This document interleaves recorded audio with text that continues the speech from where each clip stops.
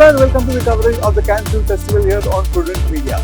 Now, apart from films that are showcased from all around the globe, Cannes also has one of the biggest film markets. It's called Marché du Film, which concluded yesterday.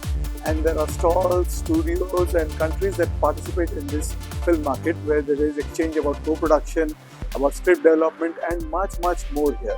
Let's take a look at the Marché du Film, which is the biggest film market as far as film festivals are concerned. The Marché du Film is a place where the global film community comes together and where there is business opportunities and innovations meet. There are various programs dedicated to the different sectors of the film industry at the Marché du Film, including documentaries, short films and feature films. There are various well-known personalities also who are a part of the Marché du Film, and they interact with people from the industry, including Ari Aster, Fateh Akin, Matthew Salves and many others.